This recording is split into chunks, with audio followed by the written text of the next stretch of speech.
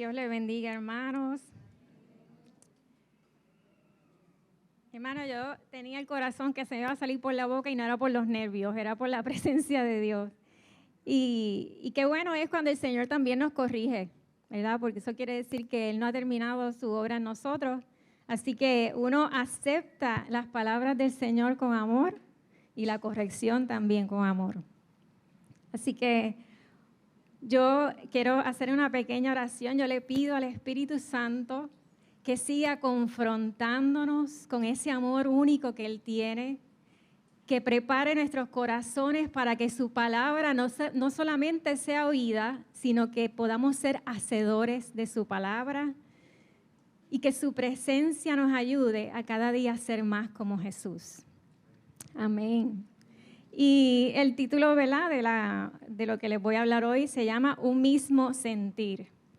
Y está basado en Filipenses 2, del 5 al 11, que vamos a estar leyendo, se lo quiero leer corridito, pero eventualmente pues vamos a ir sobre los versículos para entender un poquito más qué tiene Dios para nosotros. Así que ya yo estoy en esta edad, hermano, espérense. Que hayan ustedes el mismo sentir que hubo en Cristo Jesús, quien siendo en forma de Dios, no estimó el ser igual a Dios como cosa a que aferrarse, sino que se despojó a sí mismo y tomó forma de siervo y se hizo semejante a los hombres. Y estando en la condición de hombre, se humilló a sí mismo y se hizo obediente hasta la muerte y muerte de cruz, por lo cual Dios también lo exaltó hasta lo sumo y le dio un nombre que es sobre todo nombre, para que en el nombre de Jesús se doble toda rodilla de los que están en los cielos, en la tierra y debajo de la tierra, y toda lengua confiese que Jesucristo es el Señor, para gloria de Dios Padre. Amén. Y empieza diciendo que hayan ustedes el mismo sentir. Y en otras versiones dice que tengamos la misma actitud, y en otras versiones dice el mismo pensar. Así que repaso, es mismo sentir, misma actitud y mismo pensar. Para Jesús todas estas palabras son lo mismo, son un verbo. Todas requieren una decisión y una acción. Y todas están atadas al amor. Ese amor de Jesús se traducía al Padre en obediencia. Y yo no sé cuántos de ustedes, ¿verdad?, de las personas casadas o no casadas, han leído el libro Los 5 lenguajes del amor. ¿Verdad? Que en esencia es que no todo el mundo se sienta amado de la misma manera y uno aprende a amar, ¿verdad?, para que se sienta amado a la otra persona de la manera correcta. Pues yo descubrí que Dios tiene un lenguaje del amor y es la obediencia. En Juan 14, 21 dice, los que aceptan mis mandamientos y los obedecen son los que me aman. Y porque me aman a mí, mi Padre los amará a ellos y yo los amaré y me daré a conocer a cada uno de ellos. O sea que mientras más yo lo amo, más lo obedezco y más puedo conocerle. Cuando empecé a meditar sobre esta palabra ¿verdad?, que el Señor puso en mi corazón de Filipenses 2, realmente me cautivó ese primer verso 5 donde dice que hayan ustedes ese mismo sentir. Y esa frase se me quedó como que en la mente, el mismo sentir. ¿Y qué sentía Jesús? O sea, como que a veces uno pasa, mira, uno lee estos versos como el Padre Nuestro, que uno empieza Padre Nuestro que estás en los cielos, pero realmente yo me puse a preguntar qué sentía Jesús, qué era lo que había dentro de él, para que me estén diciendo, ten ese mismo sentir. Y cuando habla aquí de sentir, no se refiere a sentimientos y emociones, porque si fuera por lo que Jesús iba a sentir, no solamente en su área física, sino Él lo iban a traicionar, Él lo iban a abandonar, Él lo iban a insultar, ¿qué no le iban a hacer? Yo creo que si fuera otro, Jesús se hubiese quitado. Y a Jesús no lo dominaban las emociones, sino que Él decidía tomar una actitud por encima de esas emociones. Y lo que sentía Jesús, hermanos, era puro amor. Era un amor inagotable, un amor decidido, un amor que se mueve, que va a todas, inclusive hasta llegar hasta la muerte. Yo diría que hasta más allá de la muerte. Un amor tan inexplicable que lo llevó a la obediencia y a someter su voluntad. Sentía una compasión inigualable que lo llevó a asumir una responsabilidad y una entrega sin reserva. Casi nada, hermano. Ahora, me puse a pensar también, me vino esta pregunta, ¿qué nos impide tener un mismo sentir? Porque a veces, ¿verdad? Tenemos ese deseo de querer ser como Jesús, pero hay muchas cosas que a veces nos impiden. Y dentro de tantas cosas que hay 3 cosas que me vinieron a la mente, porque estas 3 vienen de atrás, hermano. Estas 3 vienen desde el Edén, traen cola. Y la primera es la vergüenza. Y quiero que me acompañen a Génesis 3:7 y quiero poner un poquito de contexto de qué era lo que estaba pasando aquí. Y ustedes saben que a mí me encanta Génesis. Pero ya Dios había creado al hombre y la mujer, los había puesto en el Edén.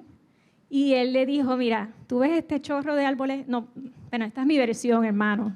No busque la palabra chorro porque no va a aparecer. Pero él le dijo, ¿tú ves todo este chorro de árboles, incluyendo el de la vida? Todo de eso tú te puedes saltar, puedes repetir, puedes comer, todo, de todo lo que tú quieras, menos el árbol del bien y el mal. Y esto es como cuando tú tienes un niño y tú le pones 50 juguetes alrededor, ¿verdad? Que están brutales, pero le pones el control remoto ahí, está ahí, y le dices, no toques eso no se toca. ¿Y qué es lo que va a hacer el niño? Agarrar el control, ¿verdad? Pues fue algo más o menos así. Y en la historia pues entra el enemigo, alias la serpiente, y le da la labia a Eva. Eva le compra el producto, se come el fruto y se lo da a su esposo para que coma. Y ahí llegamos aquí a Génesis 3:7. Dice, en ese momento, en el momento que ellos comieron el fruto, se le abrieron los ojos y de pronto sintieron ¿qué? Vergüenza por su desnudez. Entonces cosieron hojas de higuera para cubrirse. Dice la palabra que tan pronto pecaron, lo primero que sintieron fue vergüenza. Por lo tanto, ese es uno de los primeros dardos que tira el enemigo cuando fallas y cuando pecas. ¿Por qué? Sencillo. Porque su propósito, el propósito del enemigo es hacer todo lo posible para que no te acerques a Dios, para que estés lejos de la iglesia y ni te relaciones con las personas. O sea, tenerte aislado. Ahora nosotros yo no sé, ¿verdad? Hermano, si a usted le ha pasado, pero aún después de aceptado al Señor, yo he fallado y he pecado. Y yo no sé, pero a mí me entra una vergüenza terrible. Y de momento tú oyes al Espíritu Santo que dice, mira, pues arrodíllate y pide perdón. Pero viene aquí el enemigo a decirte, a pedir perdón. Si tú acabas de bajar ahora 20 santos del cielo y insultaste Y nosotros en vez de hacerle caso a la voz del Espíritu Santo, empezamos a comprarle las mentiras del enemigo. O empezamos a escuchar, mira, y tú vas a alabar a Dios en la iglesia con esa boquita. O empezamos a escuchar la voz del enemigo que nos dice, ¿quién te va mal después que te pasó todo eso en tu pasado? Y hermanos, terminamos comprando ¿verdad? Como Adán y Eva, las palabras que nos hacen avergonzarnos y en vez de acercarnos a Dios lo que hacemos es alejarnos. Y ahora nosotros no nos hacemos taparrabos con hojitas, pero construimos paredes y nos encerramos en nuestra casa para no relacionarnos y que no tengan nada que decir de nosotros. Entonces caemos en un ciclo continuo donde te da vergüenza, te aíslas, te da soledad, viene tristeza, cedemos cada vez más al pecado y el enemigo sale gozando porque terminaste alejado de Dios. En fin, la vergüenza se alimenta del secreto y crece en lo secreto. Y yo pienso, hermanos, que todo lo que vivió Jesús en esta tierra tenía un propósito. Y me estuvo curioso que mientras, ¿verdad?, pensaba en todo esto, me estuvo curioso que tenemos a Adán y a Eva que lo primero que sienten cuando pecan es esa vergüenza. Y Jesús tuvo la muerte de cruz, que fue la muerte más vergonzosa que podía tener un ser humano. Así que eso me habla de que Jesús pudo haber sentido todo lo que yo he sentido en esta vida. Lo segundo que nos impide pensar, sentir y tener la actitud de Cristo es el temor. Y seguimos con la historia en Génesis 3:10.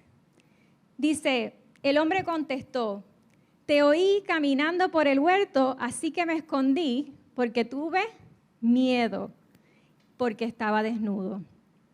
El temor es una de las cosas, hermanos, que más nos impide sentir o pensar como Jesús. Porque crea un bloqueo mental, hace que nos escondamos, que nos encerremos en mentiras. Del temor surgen las inseguridades, el control, el rechazo y la lista puede ser inmensa. En ese momento, Adán y Eva temieron de que Dios viera su condición externa, pero en realidad lo que estaban reflejando era una condición interna. Tuvieron temor al rechazo de Dios por todo el pecado que habían adquirido. Y yo les pregunto si eso no es lo que exactamente nos pasa a nosotros hoy. Cuando el temor se hace parte de nuestra vida, muchas veces no nos sentimos aptos ante la gente y ni siquiera muchos aptos ante Dios. ¿Sabes cuántas personas, hermano, no se acercan a la iglesia ni a Dios porque se sienten tan pecadores, sienten que la han embarrado tanto que no hay solución para ellos? Piensan erróneamente que Dios y la iglesia los van a rechazar. Y aún nosotros, estando ya en la iglesia, evadimos meternos en la profundidad de la presencia de Dios porque nos da miedo estar con nuestra alma desnuda ante Él. Y quiero repetir esto, hermanos, porque a mí esto me cautivó. Aún nosotros, estando ya en la iglesia, evadimos meternos en la profundidad de su presencia porque nos da miedo estar con nuestra alma desnuda ante Dios. El temor nos impide profundizar con Dios. Y muchas veces, hermanos, nosotros nos quedamos satisfechos con una relación superficial con Dios. Pensamos que podemos venir ante su presencia y decimos palabras lindas, pero tenemos metido y queremos seguir enterrando cosas que Dios quiere sacar de nuestra vida para podernos limpiar, para podernos hacer libres, para poder disfrutar realmente de todo lo que es Él. Y evitamos, por temor, meternos en esa profundidad con Él, dejar que Él tenga que hacer lo que tenga que hacer en nosotros. Así que muchas veces, hermanos, el temor nos impide profundizar y conocer mucho más de lo que conocemos de Dios. Y añadiendo la curiosidad de ahorita, por un lado vemos que Dios crea al hombre, ¿verdad? A Adán y a Eva los crea desnudos. Y el pecado trae vergüenza a la vida del hombre. Y ahora vemos a un Jesús teniendo la muerte más vergonzosa, con una alta probabilidad de que estaba expuesta a su desnudez, pues era parte de la humillación de la cruz. Así que Jesús estuvo dispuesto, hermanos, a estar expuesto para cubrir nuestra desnudez, para cubrir nuestra vergüenza y para cubrir nuestro pecado. Y la tercera es el egoísmo. En Génesis 3, del 11 al 12, Dios le dice, ¿quién te dijo que estabas desnudo?, le preguntó el Señor Dios. ¿Acaso has comido del fruto del árbol que te ordené que no comieras? Y el hombre le contestó, la mujer que tú me diste fue quien me dio el fruto y yo lo comí. Hermano, no nos vamos a desviar mucho aquí, pero yo les pregunto, ¿Adán le contestó la pregunta a Dios? No se la contestó. Adán se zapateó. Para mí, la pregunta que le dijo, tú comiste del árbol que yo te dije a ti que no comieras. Exactamente. Él pudo haber dicho, sí, Señor, fui yo, es mi responsabilidad porque tú me lo dijiste a mí. No. Para mí, en ese momento, hermano, se manifestó el egoísmo. Él no asumió su responsabilidad y quiso salvar su pellejo, le echó los 20 a Eva y ahí se fue enredado Dios también porque le dijo, la mujer que tú me dijiste. O sea, si no me lo hubieses dado, pues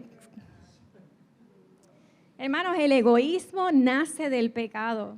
Y lo opuesto al amor no es el odio, es el egoísmo. ¿Y quién de nosotros no luchamos diariamente con el egoísmo, hermano? El yo y mismo constantemente se quieren entronar. Pensamos que somos como Plaza Las Américas, el centro de todo. Y creo que no hay que explicar mucho, ¿verdad?, del egoísmo, pero si quieres alguna prueba, cuando salgas a almorzar y estés guiando, pon la señal para cambiarte de carril y mira a ver si te dan paso. Estamos rodeados constantemente, bueno, a veces lo hacemos nosotros, así que estamos constantemente rodeados del egoísmo. Lamentablemente, el egoísmo es el protagonista de muchos divorcios y la posible razón de que muchos no quieran casarse hoy día. En Jesús no hubo egoísmo. Si fuera así, Él hubiese nacido con todas las comodidades, hubiese gozado de toda su juventud y cuando fuera viejo, entonces tener 3 años de ministerio y ya. No hubiese sanado a muchas personas después de un día largo predicando y estando totalmente extenuado. No hubiese invertido los últimos 3 años de su vida junto a sus discípulos, enseñándolos y preparándoles para hacer la iglesia. Creo que toda la vida de Jesús y gran parte de sus enseñanzas tenían que ver con morir al yo. Jesús mostró muchas veces que en Él no había egoísmo alguno. Y para mí la más contundente es que agonizando en una cruz pudo decir, Padre, perdónalos porque no saben lo que hacen. Tal acto nos muestra que cuando nosotros decidimos perdonar, el egoísmo muere. Cuando decidimos dar, el egoísmo muere.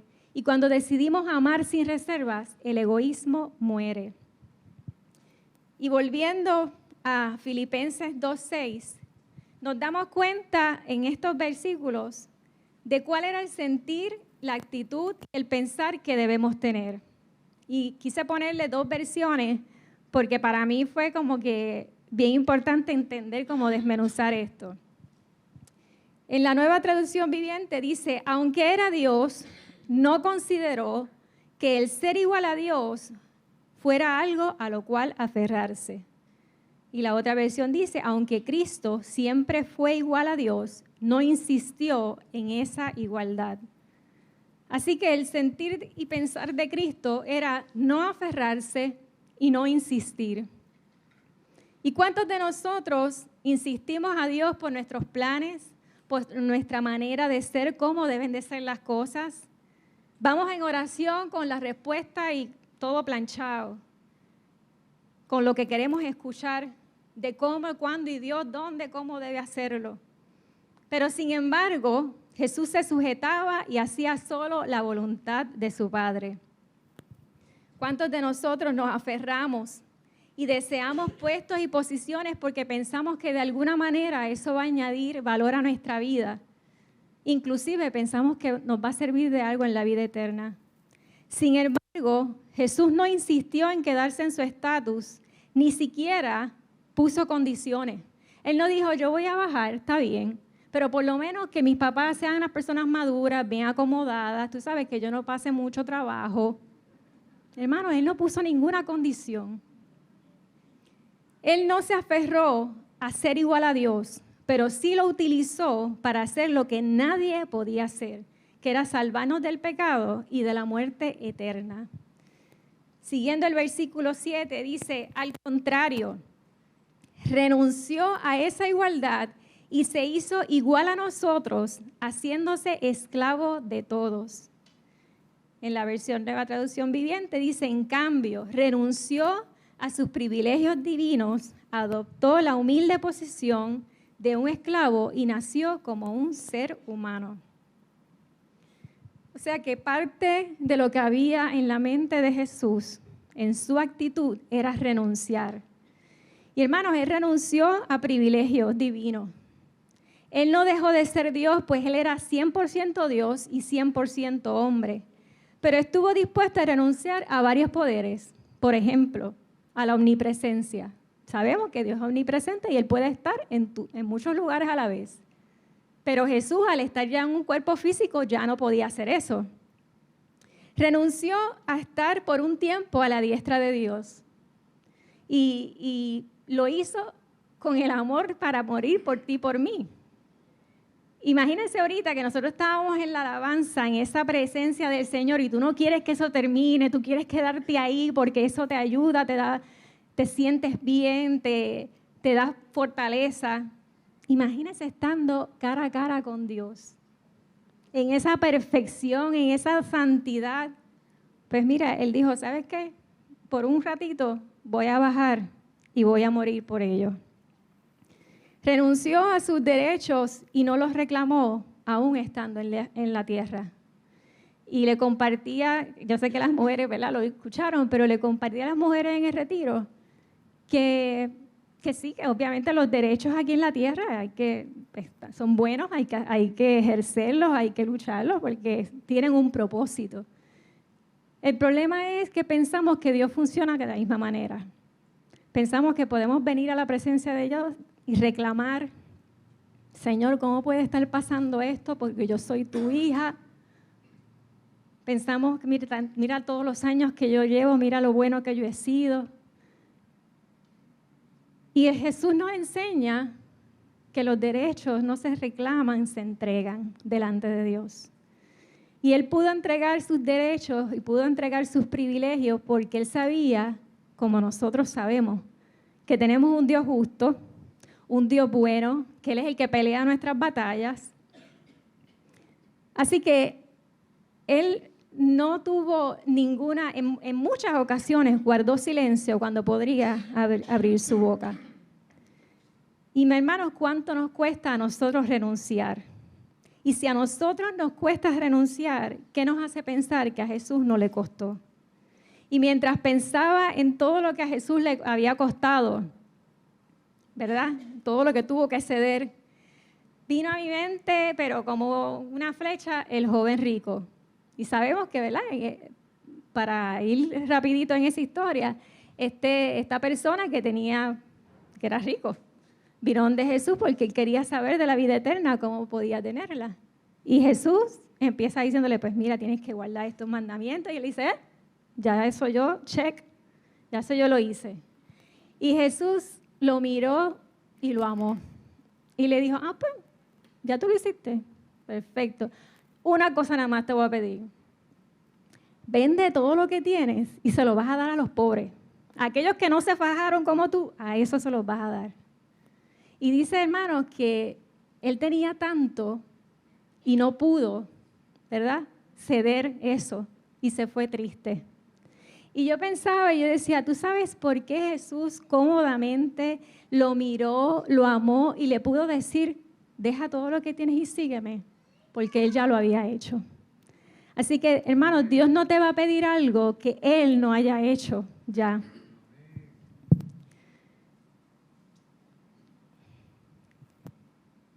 Algo de lo más que me impacta en este versículo que leímos es que dice que Él adoptó la humilde posición de un esclavo y nació como un ser humano.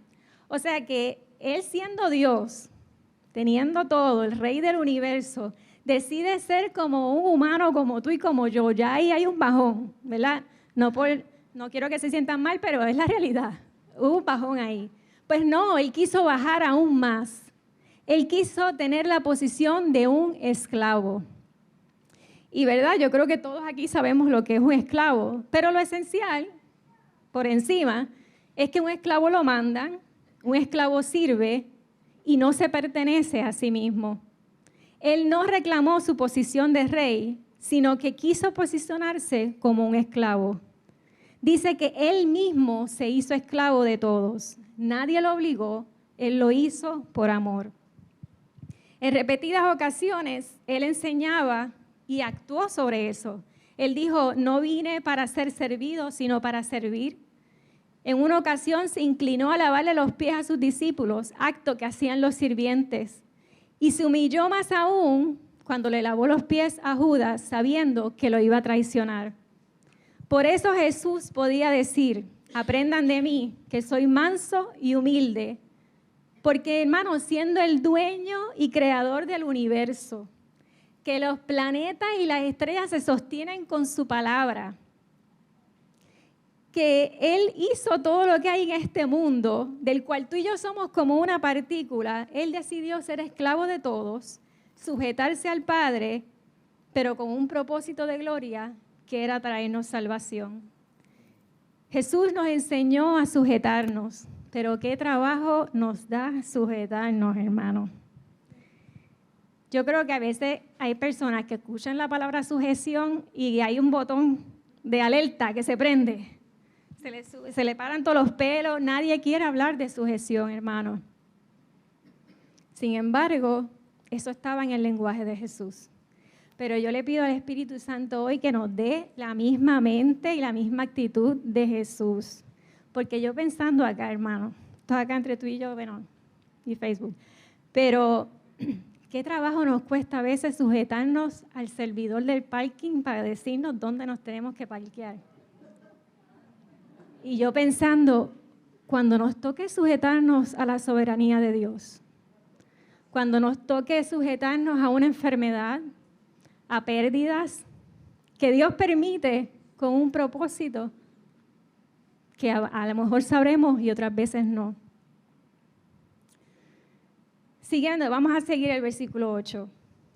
Dice que Él se humilló a sí mismo en obediencia a Dios y murió en una cruz como morían los criminales. En la TLA dice, como hombre se humilló a sí mismo y obedeció a Dios hasta la muerte, murió clavado en una cruz. Y me llama la atención que en estos dos versos, la humillación y la obediencia en Cristo van de la mano. Hermanos, se nos va a hacer bien difícil obedecer a Dios sin reservas y de todo corazón, si nosotros no estamos dispuestos a humillarnos. A Jesús nadie lo humilló, Él mismo lo hizo. Y para mí, no sé para ti, eso para mí es dominio propio. Jesús no tenía temor a ser humillado, pues toda humillación la cubría con amor. En Mateo 5:41 dice, si un soldado los obliga a llevar una carga por 1 kilómetro, llévenla 2 kilómetros. Y este era Jesús enseñando, ¿verdad?, en el monte, que enseñó muchas cosas bien facilitas de hacer, hermano. Enseñó a poner la mejilla, todo lo que hacemos diariamente. Enseñó a poner la mejilla, enseñó a amar a nuestros enemigos, a bendecir a los que nos maldicen. Y cuando estaba hablando a sus discípulos, le comenta este versículo que acabamos de leer. Porque los romanos obligaban a los judíos a cargarle sus pertenencias por 1 milla. Y esto era humillante para los judíos. Digo, yo creo que es humillante para cualquiera.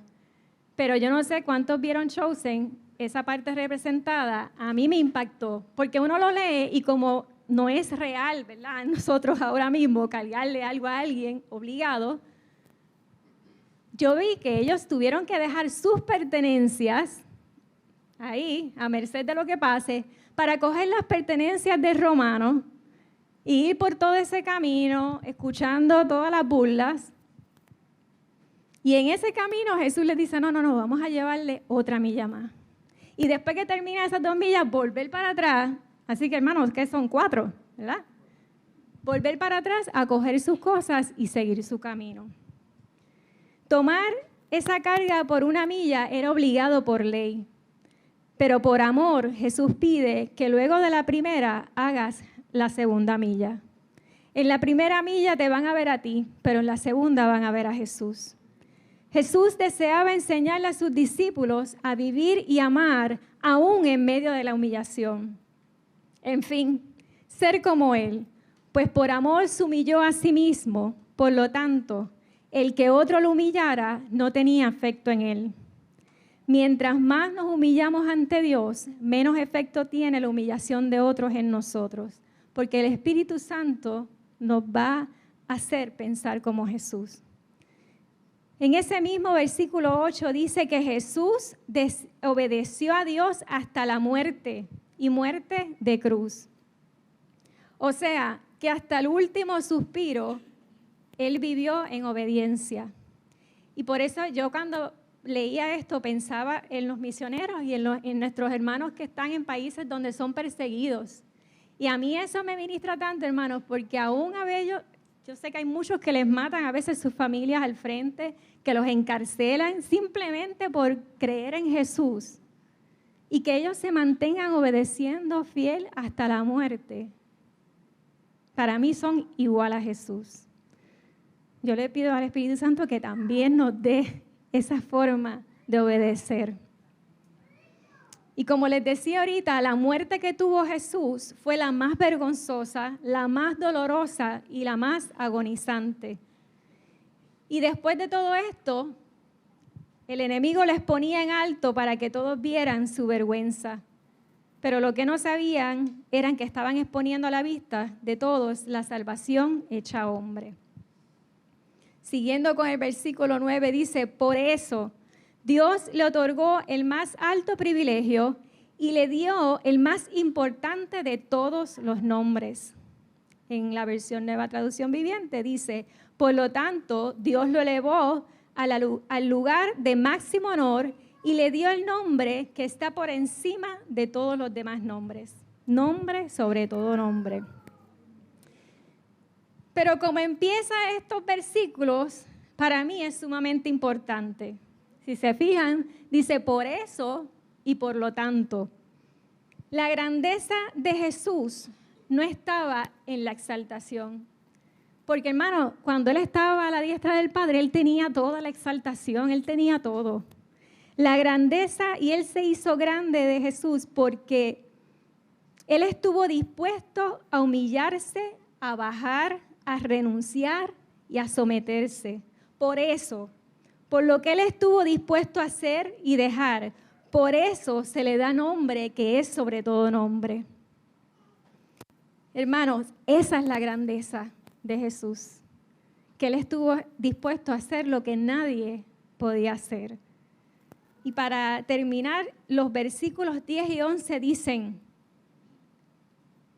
que para mí estos versículos tienen como un poder especial. Dice, para que ante el nombre de Jesús se doble toda rodilla en el cielo, en la tierra y debajo de la tierra, y toda lengua declare que Jesucristo es el Señor, para gloria de Dios Padre. Hermanos, su entrega, su sacrificio y victoria fue tan grande que todo el universo, todo lo creado, todo lo que existe se somete bajo sus pies. No hay situación tan grande que puedas tener, enfermedad tan terrible, no hay ni siquiera un demonio que pueda caer rendido a la presencia y el nombre de Jesús. Todo se sujeta al que estuvo dispuesto a sujetarse. Jesús estuvo dispuesto a renunciar a su gloria para compartirla contigo. Pero nosotros queremos su gloria, queremos la resurrección y queremos la victoria, pero no queremos pasar por su muerte. Y si algo he aprendido es que no hay ganancia sin entrega y no hay victoria sin muerte. Estos últimos 2 versos son proféticos, porque Jesús descendió una vez como esclavo, pero pronto va a volver a descender como rey para gobernar. Y ahí, hermano, no va a haber rodilla que se resista. Todos se inclinarán ante Él y todos tendrán que declarar en sus lenguas que Jesucristo es el Señor, el Salvador, el único, la verdad y la vida. El motivo de todo esto, hermanos, no era para Él engrandecerse. Esa obediencia de Jesús, esa humillación y esa entrega era para que Dios fuera glorificado. Desde el principio Jesús tuvo una actitud, un pensar, un sentir de descender. Es por eso, hermanos, que Él pudo acercarse a sanar a los enfermos. Es por eso que Él pudo arrodillarse a levantar a los que estaban en el suelo y libertar a los que el enemigo tenía cautivo. Es por eso que Él pudo bajar al lodo cenagoso donde estaba para salvarme. Y cuando nadie estaba dispuesto a ensuciarse las manos, Él estuvo dispuesto a ensuciárselas y a dejar que unos clavos traspasaran sus manos por mí y por ti. Ahora la pregunta es, ¿estamos nosotros dispuestos a humillarnos por Él y para Él? ¿Estamos dispuestos a ensuciarnos nuestras manos para salvar a otros? ¿Estamos dispuestos a humillarnos y entregarnos no por gloria ni para ser exaltados, sino para que el Padre sea exaltado? Y como decía ahorita nuestra pastora, estamos llegando a la Semana Santa. Y es algo que, ¿verdad?, amamos celebrar. Pero venía una pregunta a mi mente que decía, ¿y nosotros queremos ser santos? ¿Estamos dispuestos a tomar esa cruz, como decía Jesús, y seguirle? Seguirle para morir a nuestra forma de ser, para renunciar a nuestra manera, para entregar nuestro corazón, para humillarnos agradecidos por tanto que Él ha hecho. Y que al final podamos decir como Pablo, morir es ganancia. ¿Y qué ganamos? Que hay más de Él y menos de mí. Que me da gozo en las situaciones y que te da fortaleza cuando estás débil. Que te da una paz que sobrepasa todo entendimiento, no importando en qué proceso estás en la vida. Que te da victoria y que te dio la vida eterna. Hermano, ganamos que Dios nos pueda mirar y se sienta complacido cada vez que le obedecemos. En fin, hermano, nosotros vamos a ganar siempre mucho más de lo que entregamos. Pensamos que tenemos tanto, pero la realidad es que cuando nosotros entregamos, el Señor te va a dar en abundancia. La pregunta es, ¿qué nosotros estamos dispuestos a entregar hoy? ¿Qué nosotros estamos dispuestos a renunciar hoy? Nosotros estamos tan agradecidos que nuestra reacción es venir en humillación ante Dios, sabiendo que Él es todo lo que necesitamos. Vamos a ponernos en pie, hermano.